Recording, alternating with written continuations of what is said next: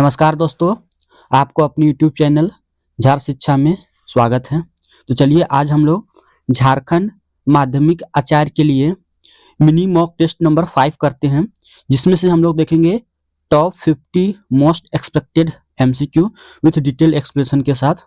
और आप लोग को तो ये जानकारी हो ही गई होगी कि एग्जाम जो है वो 15 जनवरी से स्टार्ट है और वो सीबीटी यानी कि ऑनलाइन मोड पे लिया जाएगा। तो जिन लोगों ने भी अभी तक टेस्ट सीरीज नहीं बाय किए हैं वो लोग टेस्ट सीरीज कम से कम जरूर बाय करें और एक बार टेस्ट सीरीज जरूर लगाएं, ताकि आप लोग को ये आकलन हो जाए कि हमारा जो प्रिपरेशन है वो कितनी मजबूत है।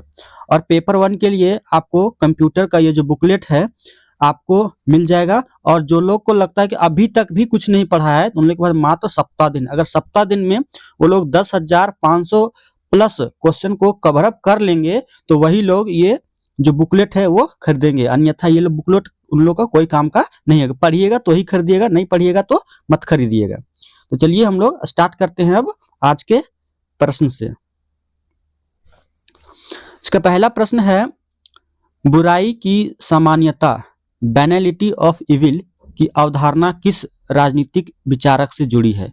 तो बुराई की जो अवधारणा है ये हन्ना आरेंट से जुड़ी है। किससे? तो हन्ना आरेंट से जुड़ी है। इसकी हम लोग व्याख्या देखते हैं। हन्ना आरेंट ने अपनी पुस्तक इचमैन इन जेरूशलम 1963 में यह अवधारणा दी। उन्होंने तर्क दिया कि नाजी अपराधी कोई राक्षस नहीं थे, बल्कि वे साधारण नौकरशाह थे जो बिना सोचे समझे केवल आदेशों का पालन कर रहे थे। हन्ना आरेंट ने अपनी पुस्तक इचमैन इन जेरूशलेम 1963 में कहा कि नाजी जो थे ना कोई राक्षस नहीं थे, बल्कि वे साधारण नौकरशाह थे जो बिना सोचे समझे केवल आदेशों का पालन कर रहे थे।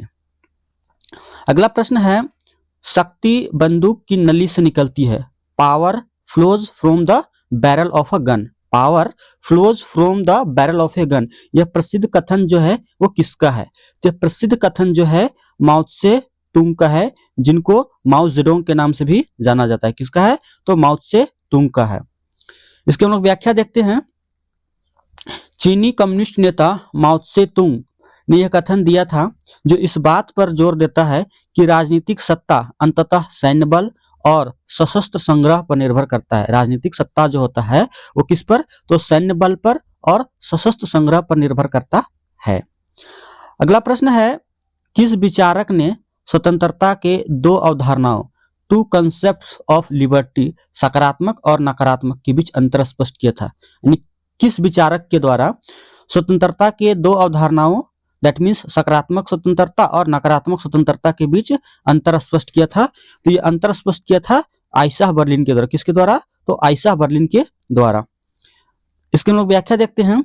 1958 में अपने प्रसिद्ध व्याख्यान में आइसाह बर्लिन ने नकारात्मक स्वतंत्रता दैट मीन्स हस्तक्षेप का अभाव और सकारात्मक स्वतंत्रता दैट मीन्स स्वयं का होना या आत्म प्राप्ति के बीच भेद किया। किसके बीच? तो नकारात्मक स्वतंत्रता दैट मीन्स उसका मतलब होता है हस्तक्षेप का अभाव, और सकारात्मक स्वतंत्रता दैट मीन्स स्वयं का स्वामी होना यानी कि आत्म प्राप्ति होने के बीच में अंतर स्पष्ट किया। अगला प्रश्न है, नव लोकतंत्र यानी न्यू डेमोक्रेसी का सिद्धांत किसने प्रतिपादित किया? तो न्यू डेमोक्रेसी का जो सिद्धांत है ये किसके द्वारा प्रतिपादित किया गया? ये माओ त्से तुंग के द्वारा प्रतिपादित किया गया, यानी कि माओ जेडोंग के द्वारा प्रतिपादित किया गया। इसकी हम लोग व्याख्या देखते हैं। माओ ने चीन के संदर्भ में नव लोकतंत्र का सिद्धांत दिया। इसके अनुसार अर्ध औपनिवेशिक देशों में समाजवाद सीधे नहीं आता। समाजवाद जो है वो सीधे नहीं आता, बल्कि पहले एक चरण आता है जहां मजदूर, किसान और प्रगतिशील बुर्जुआ मिलकर सामंतवाद और साम्राज्यवाद के खिलाफ लड़ते हैं। अगला प्रश्न है, संचारनित क्रिया यानी कम्युनिकेटिव एक्शन का सिद्धांत किस विचारक ने दिया? कम्युनिकेटिव एक्शन का जो सिद्धांत है वो किस विचारक के द्वारा दिया गया? ये दिया गया जुर्गन हैबरमास के द्वारा। किसके द्वारा? तो जुर्गन हैबरमास के द्वारा। इसकी हम लोग व्याख्या देखते हैं। फ्रैंकफर्ट स्कूल के विचारक जुर्गन हैबरमास जो थे वो कहाँ के थे, तो फ्रैंकफर्ट स्कूल के विचारक थे। हैबरमास ने सार्वजनिक क्षेत्र यानी कि पब्लिक स्फेयर और संचार नित्य क्रिया का सिद्धांत दिया, जिसमें तर्कसंगत संवाद और सहमति के माध्यम से लोकतंत्र को मजबूत करने की बात की गई है। अब हम लोग देखते हैं इंडियन पॉलिटिकल सिस्टम यानी कि भारतीय राजनीतिक व्यवस्था के महत्वपूर्ण प्रश्नों को। तो पहला प्रश्न है, एसआर बम्बई बनाम भारत संघ 1994 मामला संविधान के किस अनुच्छेद से संबंधित है? तो एसआर बम्बई मामला भारत संघ 1994 जो है वो किस संविधान संशोधन से संबंधित है? तो यह है अनुच्छेद 356 से। किससे? तो अनुच्छेद 356 से। इसका हम लोग व्याख्या देखते हैं। सुप्रीम कोर्ट के इस ऐतिहासिक फैसले ने अनुच्छेद 356 दैट मीन्स राष्ट्रपति शासन के दुरुपयोग पर रोक लगाई। कोर्ट ने कहा कि राज्य सरकार को बर्खास्त करना न्यायिक समीक्षा के अधीन है और बहुमत का फैसला राजभवन में नहीं बल्कि विधानसभा के पटल पर यानी कि फ्लोर टेस्ट पर होना चाहिए।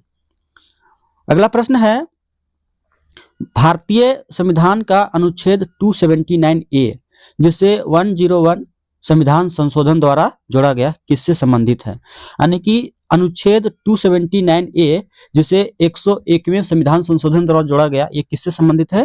तो जीएसटी परिषद से संबंधित है। किससे? तो जीएसटी परिषद यानी कि जीएसटी काउंसिल से संबंधित है। इसकी हम लोग व्याख्या देखते हैं।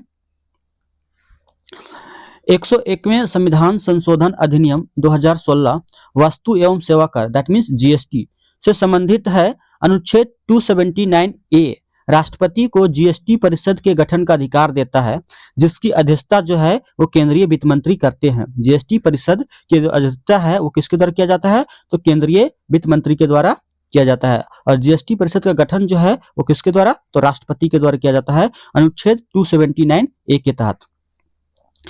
अगला प्रश्न है, संसद में लेखानुदान यानी कि वोट ऑन अकाउंट का क्या उद्देश्य है? तो संसद में लेखा अनुदान यानी वोट ऑन अकाउंट का उद्देश्य क्या है?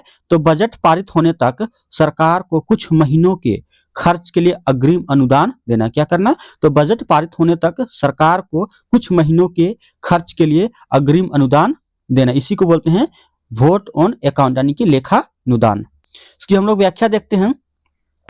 अनुच्छेद 116 के तहत चूंकि बजट प्रक्रिया पूरी होने में समय लगता है, अक्सर ये जो होता है वो नए वित्तीय वर्ष की शुरुआत में होता है, इसलिए संसद को अप्रैल से मई के खर्चों को पूरा करने के लिए अग्रिम राशि यानी कुल बजट का 1/6 मंजूर करती है।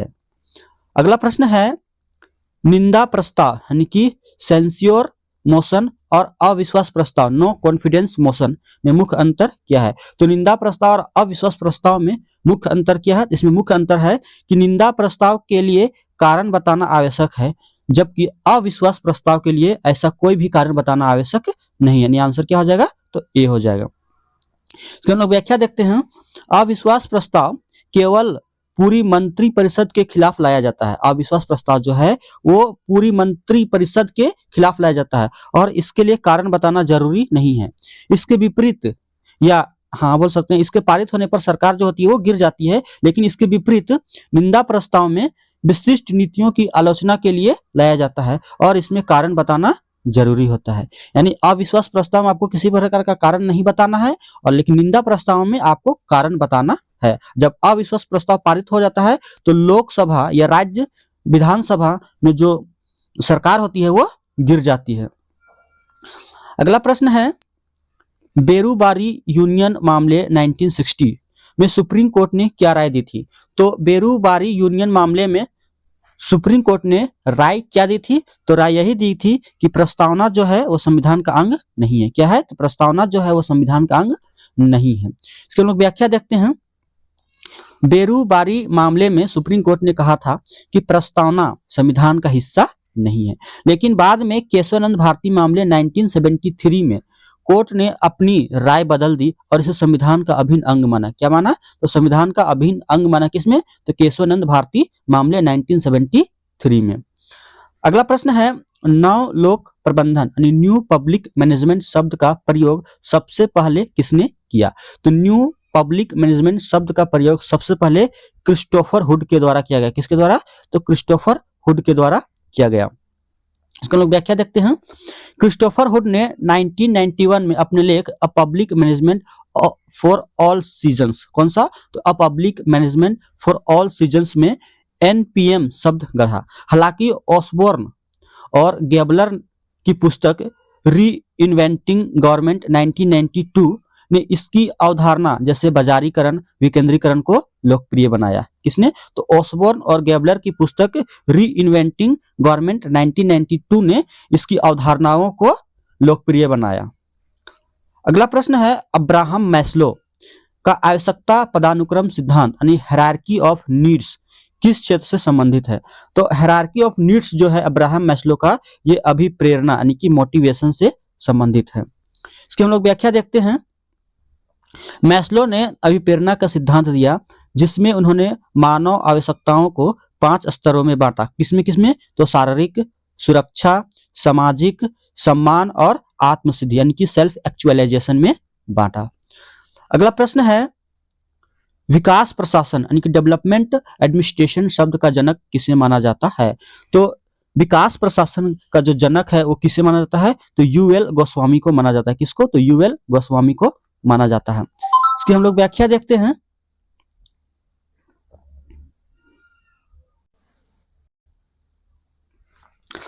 यद्यपि एडवर्ड विडनर ने इसे लोकप्रिय बनाया, लेकिन भारतीय विद्वान यूएल गोस्वामी ने सबसे पहले 1955 में the structure of development, that means the structure of development administration नामक लेख में इस शब्द का प्रयोग किया था। इसमें याद रखना यही है कि कई स्रोतों में गोस्वामी को भारतीय संदर्भ में शेर दिया जाता है, जबकि वैचारिक रूप से विडनर जो है वो प्रमुख है। अगला प्रश्न है विश्व बैंक ने अपनी किस रिपोर्ट में पहली बार सुशासन दैट मीन्स गुड गवर्नेंस की अवधारणा प्रस्तुत की।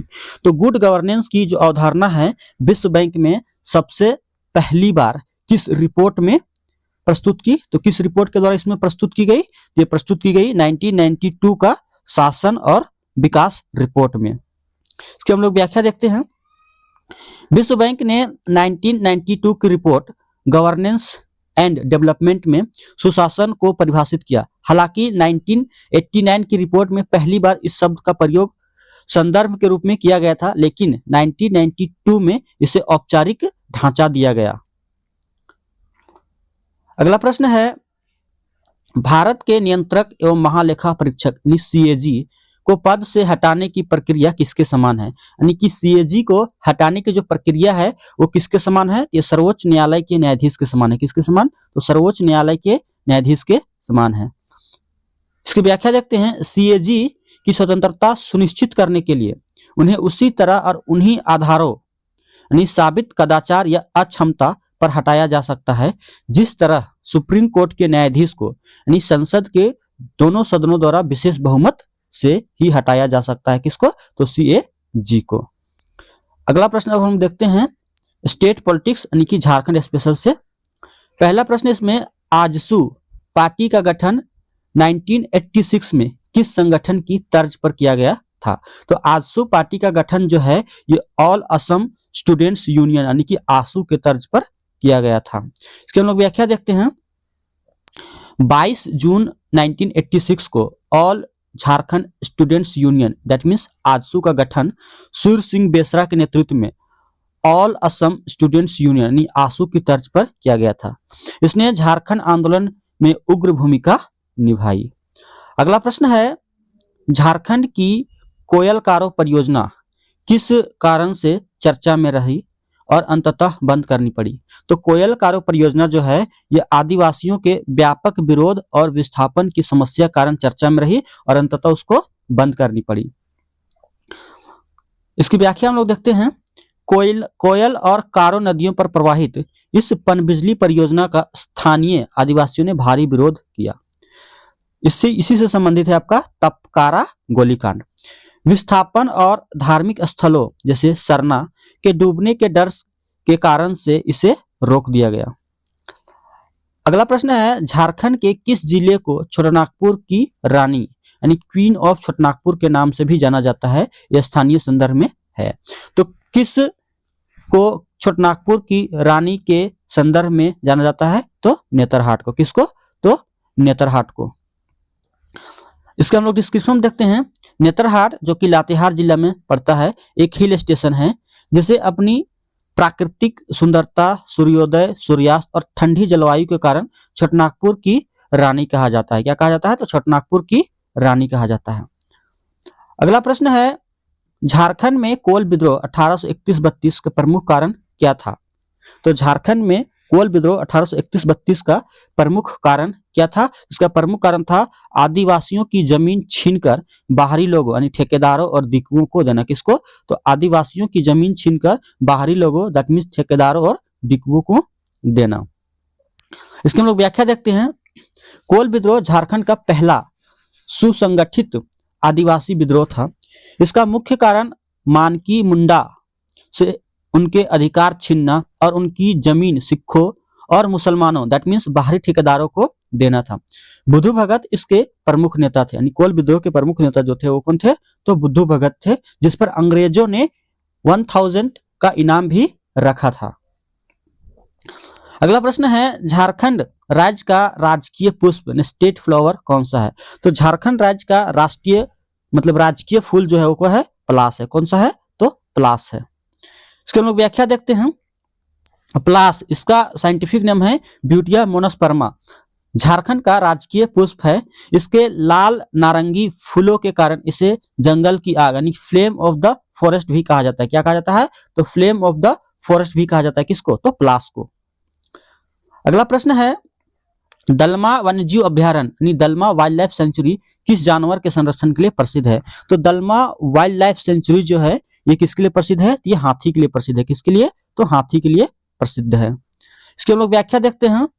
पूर्वी सिंहभूम जो कि जमशेदपुर के पास है में स्थित दलमा अभ्यारण्य हाथियों के लिए प्रसिद्ध है। 1992 में यहाँ प्रोजेक्ट एलिफेंट की शुरुआत की गई थी। पूर्वी सिंहभूम जो है में पड़ता है, जिसमें जो दलमा अभ्यारण्य है उसमें प्रोजेक्ट एलिफेंट जो है वो 1992 में स्टार्ट की गई थी।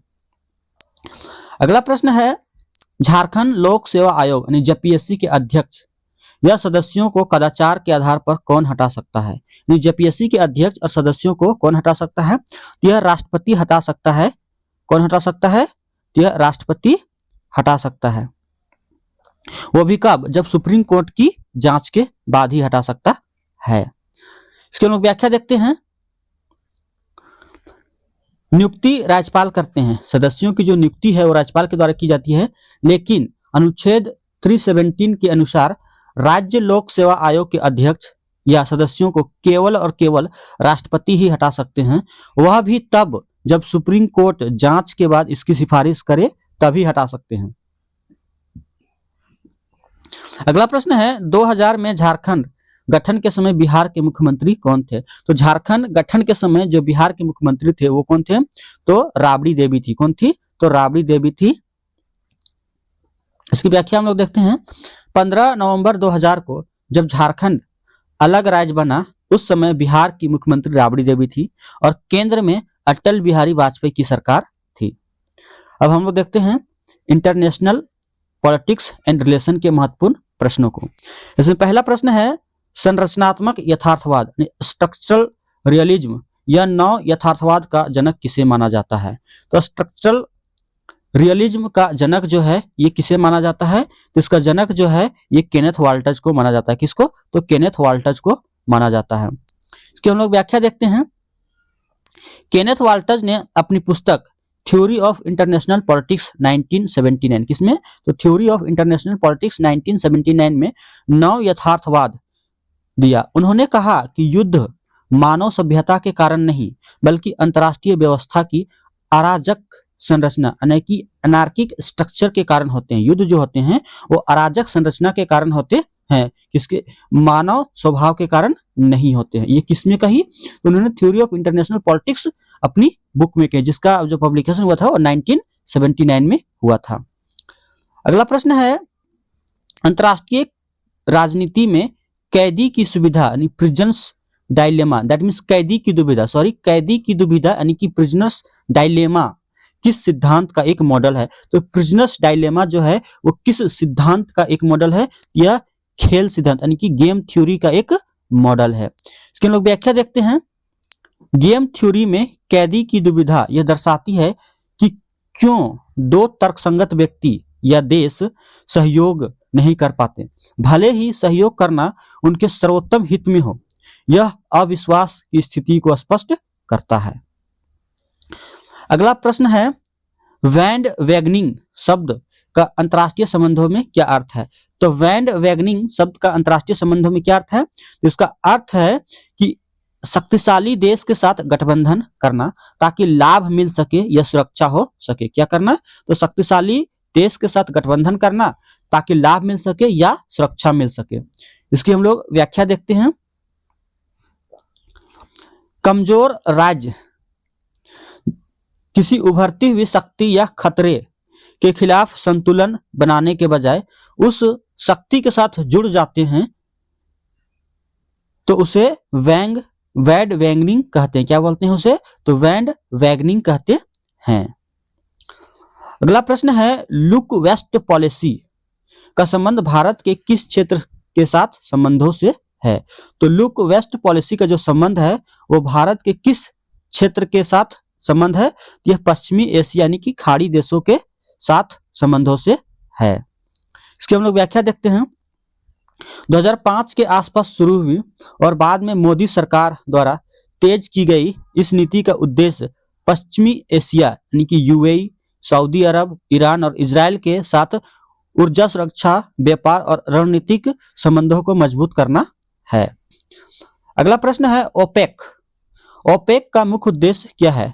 तो ओपेक का मुख्य उद्देश्य क्या है? इसका मुख्य उद्देश्य है पेट्रोलियम उत्पादक देशों के हितों की रक्षा करना और तेल की कीमतों का नियंत्रण करना। क्या करना? तो पेट्रोलियम उत्पादक देशों के हितों की रक्षा करना और तेल की कीमतें नियंत्रित करना।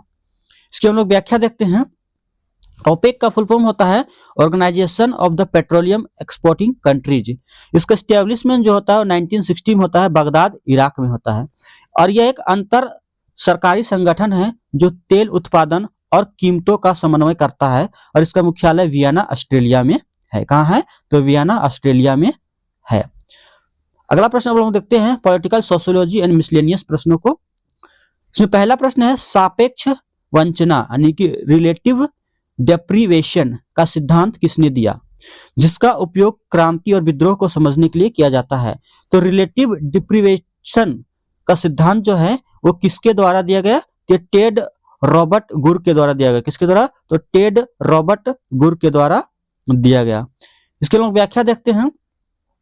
टेड गुर ने अपनी पुस्तक वाई मैन रिवेल 1970 में तर्क दिया कि लोग तब विद्रोह करते हैं जब उन्हें लगता है कि उन्हें वह नहीं मिल रहा है जिसके वे हकदार हैं, यानी कि किसके? दूसरों की तुलना में। यह प्राप्त मूल्य और अपेक्षित मूल्य के बीच का अंतर है। क्या है? यह प्राप्त मूल्य और अपेक्षित मूल्य के बीच का अंतर है।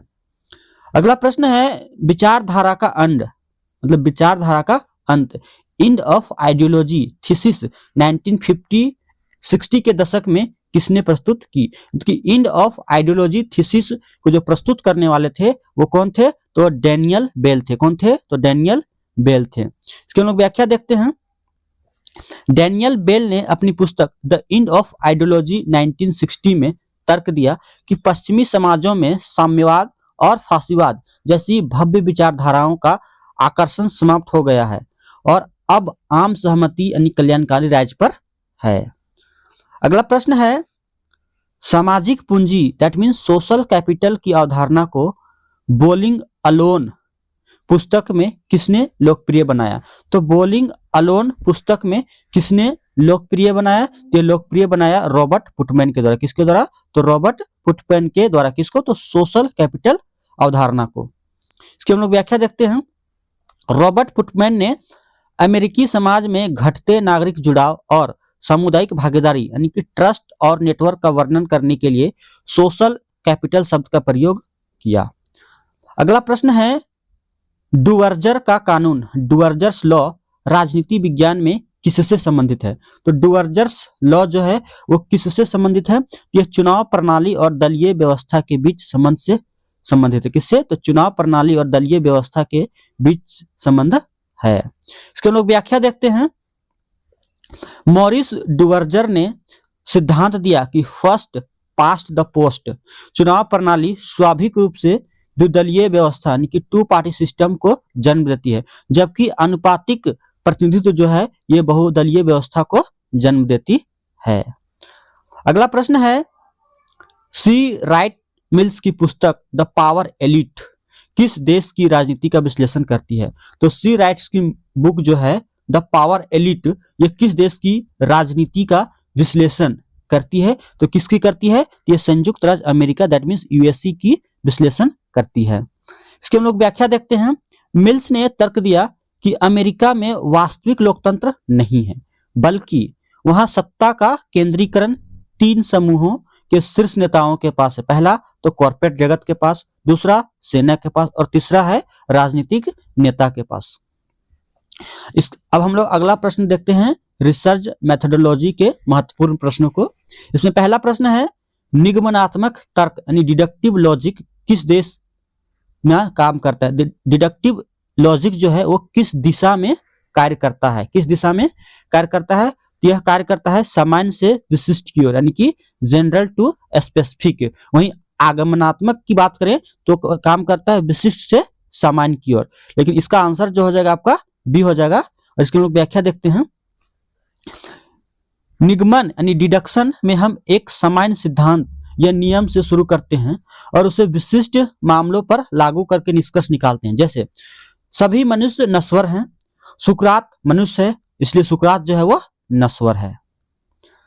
अगला प्रश्न है, शोध में त्रिभुजन यानी कि ट्राइएंगुलेशन का क्या अर्थ है? तो ट्राइएंगुलेशन का क्या अर्थ है? इसका अर्थ है डेटा की वैधता बढ़ाने के लिए एक ही अध्ययन में कई विधियों या स्रोतों का उपयोग करना। किसके लिए? तो डेटा की वैधता बढ़ाने के लिए कई विधियों या स्रोतों का उपयोग करना, उसी को बोलते हैं त्रिभुजन। इसके लोग व्याख्या देखते हैं। जब एक शोधकर्ता किसी घटना को समझने के लिए एक से अधिक तरीकों जैसे साक्षात्कार हो गया, अवलोकन हो गया, दस्तावेज हो गया का उपयोग करता है तो इसे ट्राइएंगुलेशन कहते हैं। यह पूर्वाग्रह को कम करता है और विश्वसनीयता को बढ़ाता है। किसको? तो पूर्वाग्रह को कम करता है और विश्वसनीयता को बढ़ाता है। अगला प्रश्न है, ग्राउंडेड थ्योरी का विकास किसने किया? तो ग्राउंडेड थ्योरी का जो विकास है वो किसके द्वारा किया गया? यह ग्लेसर और स्ट्रॉस के द्वारा किया गया। किसके द्वारा? तो ग्लेसर और स्ट्रॉस के द्वारा किया गया। इसकी हम लोग व्याख्या देखते हैं। यह गुणात्मक शोध की एक विधि है। किसकी? तो गुणात्मक शोध की एक विधि है। इसमें सिद्धांत पहले से नहीं माना जाता, बल्कि डेटा एकत्र करने और विश्लेषण करने के दौरान डेटा से ही सिद्धांत जमीन से उभरता है, इसीलिए इसको ग्राउंडेड थ्योरी कहा जाता है। अगला प्रश्न है, किस प्रकार के अध्ययन में एक ही नमूने यानी कि सैंपल का लंबे समय तक बार बार अध्ययन किया जाता है? तो बार बार अध्ययन जो किया जाता है वो किस अध्ययन में किया जाता है? तो किस अध्ययन में किया जाता है? ये अनुदैर्ध्य अध्ययन में यानी कि लॉन्गिट्यूडनल स्टडी में किया जाता है। इसके लोग व्याख्या देखते हैं। लॉन्गिट्यूडनल स्टडी में शोधकर्ता कई वर्षों या दशकों तक समय समय पर उन्हीं डेटा से उन्हीं लोगों से डेटा एकत्रित करता है ताकि समय के साथ होने वाले परिवर्तन को देखा जा सके। अब हम लोग देखते हैं कंटेम्प्रेरी इशू एंड मिसलेनियस प्रश्नों को। तो पहला प्रश्न है, जम्मू और कश्मीर से अनुच्छेद 370 विशेष दर्जा को प्रभावी रूप से कब समाप्त किया गया? तो यह 5 अगस्त 2019 को समाप्त किया। कब? तो 5 अगस्त 2019 को समाप्त किया गया। इसकी व्याख्या हम लोग देखते हैं।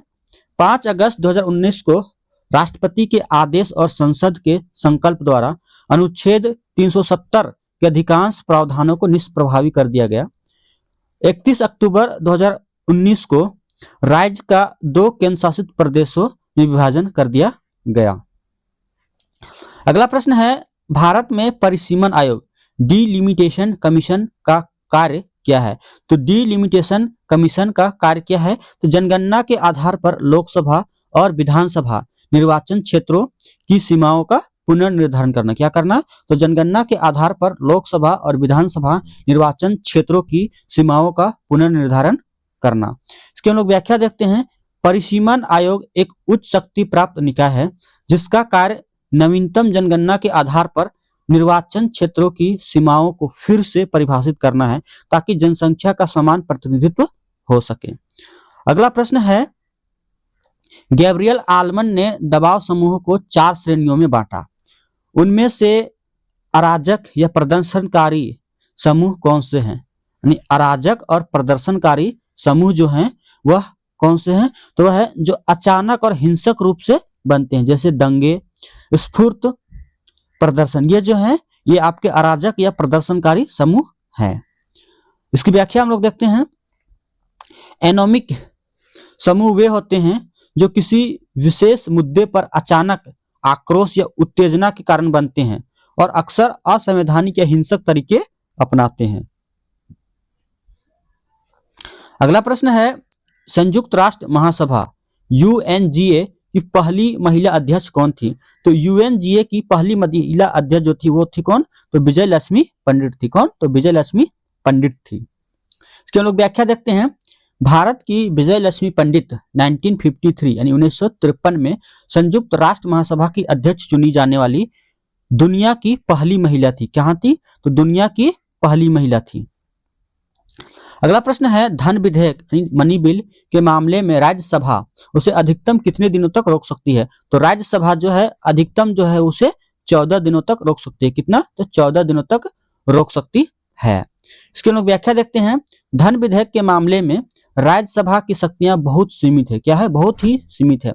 वह केवल इसे 14 दिनों तक रोक सकती है या सिफारिशें दे सकती है जिन्हें मानना या ना मानना लोकसभा पर बाध्यकारी नहीं है।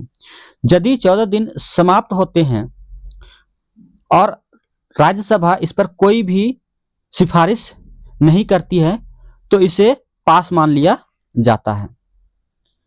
अगला प्रश्न है, किचन कैबिनेट क्या है? तो किचन कैबिनेट जो है वो क्या है? तो यह एक अनौपचारिक निकाय जिसमें प्रधानमंत्री और उनके कुछ सबसे भरोसेमंद सहयोगी जैसे मित्र, परिवार या मंत्री शामिल होते हैं, उसी को बोलते हैं किचन कैबिनेट। इसके लोग व्याख्या देखते हैं। यह एक एक्स्ट्रा कॉन्स्टिट्यूशनल यानी गैर संवैधानिक और अनौपचारिक घेरा होता है जहां वास्तविक निर्णय लिए जाते हैं। इसे आंतरिक मंत्रिमंडल भी कहा जाता है। किचन कैबिनेट को आंतरिक मंत्रिमंडल भी कहा जाता है। अगला प्रश्न है, विप संसद में विप का क्या कार्य है? तो संसद में विप का क्या कार्य है? तो अपनी पार्टी के सदस्यों की उपस्थिति सुनिश्चित करना और पार्टी लाइन के अनुसार वोट डलवाना। क्या करना? तो अपनी पार्टी के सदस्यों की उपस्थिति को सुनिश्चित करना और पार्टी लाइन के अनुसार वोट डलवाना, इसी को बोलते हैं विप का कार्य है। इसके हम लोग व्याख्या देखते हैं। प्रत्येक राजनीतिक दल का एक विप यानी सचेतक होता है। यदि कोई सदस्य विप के आदेश विशेषकर 3 लाइन विप का उल्लंघन करता है तो उस पर दल बदल विरोधी कानून के तहत कार्रवाई हो सकती है। अगला प्रश्न है, स्वच्छ भारत अभियान आधिकारिक तौर पर कब शुरू किया गया था? तो स्वच्छ भारत अभियान जो है यह 2 अक्टूबर 2014 को शुरू किया गया था। कब? तो 2 अक्टूबर 2014 को शुरू किया गया था। महात्मा गांधी की जयंती पर 2 अक्टूबर 2014 को प्रधानमंत्री नरेंद्र मोदी ने राजघाट नई दिल्ली से स्वच्छ भारत मिशन की शुरुआत की थी। कहां से? तो राजघाट नई दिल्ली से की थी। अगला प्रश्न है, लोकपाल चयन समिति यानी सिलेक्शन कमेटी में निम्नलिखित में से कौन शामिल नहीं होता है? तो लोकपाल चयन समिति में कौन शामिल नहीं होता है? तो प्रधानमंत्री होते हैं, लोकसभा अध्यक्ष होते हैं, भारत के मुख्य न्यायाधीश होते हैं, लेकिन राज्यसभा के सभापति दैट मीन्स उपराष्ट्रपति जो होते हैं इसमें शामिल नहीं होते। यानी आंसर क्या हो जाएगा? तो इसका आंसर जो हो जाएगा आपका डी हो जाएगा। क्या हो जाएगा? तो डी हो जाएगा। इसके लोग व्याख्या देखते हैं। लोकपाल चयन समिति में पीएम होते हैं, लोकसभा अध्यक्ष होते हैं, विपक्ष के नेता होते हैं, सीजेआई होते हैं या उनके द्वारा नामित कोई जज होता है और एक प्रतिष्ठित न्यायविद शामिल होते हैं। उपराष्ट्रपति इसमें शामिल नहीं होते हैं। अगला प्रश्न है, अरस्तु ने सरकारों का वर्गीकरण किस आधार पर किया था? तो अरस्तु ने सरकारों का जो वर्गीकरण है वो किस आधार पर किया था? तो संख्या और नैतिक उद्देश्य के आधार पर किया था, जैसे सामान्य हित और स्वार्थ दोनों के आधार पर। इसकी हम लोग व्याख्या देखते हैं। अरस्तु ने अरस्तु ने शासकों की संख्या यानी एक, कुछ और अनेक और शासन के उद्देश्यों जैसे शुद्ध रूप और विकृत रूप के आधार पर 6 प्रकार के राज्यों का वर्णन किया। जैसे राजतंत्र का विकृत रूप कौन सा है? तो निरंकुश तंत्र है। वहीं पॉलिटी का विकृत रूप क्या है? तो भीड़ तंत्र है। अगला प्रश्न है, अधिकार वे सामाजिक परिस्थितियां हैं जिनके बिना कोई भी मनुष्य अपना पूर्ण विकास नहीं कर सकता। अधिकार वे सामाजिक परिस्थितियां हैं जिनके बिना मनुष्य जिनके बिना कोई भी मनुष्य जो है अपना पूर्ण विकास नहीं कर सकता। यह जो कथन है वो किसका है? यह कथन जो है लास्की का है। किसका है? यह लास्की का है। इसकी हम लोग व्याख्या देखते हैं। हेराल्ड लास्की ने अपनी पुस्तक अ ग्रामर ऑफ पॉलिटिक्स में अधिकारों को व्यक्तित्व के विकास के लिए अनिवार्य शर्त माना। उनका यह कथन अधिकारों के कल्याणकारी सिद्धांत का आधार है। किसका? तो कल्याणकारी सिद्धांत का आधार है। अगला प्रश्न है, पॉकेट वीटो का प्रयोग करने वाले भारत के पहले राष्ट्रपति कौन थे? तो पॉकेट वीटो का प्रयोग करने वाले भारत के पहले राष्ट्रपति कौन थे? तो ज्ञानी जैल सिंह थे। कौन थे? तो ज्ञानी जैल सिंह थे। इसकी हम लोग व्याख्या देखते हैं। 1986 में राष्ट्रपति ज्ञानी जैल सिंह ने भारतीय डाकघर संशोधन विधेयक पर कोई निर्णय नहीं लिया, न हस्ताक्षर किए, न लौटाया। इसे ही पॉकेट वीटो कहा गया। क्या कहा गया? तो पॉकेट वीटो कहा गया। अगला और लास्ट प्रश्न है, झारखंड में संथाल जनजाति का प्रधान देवता कौन है?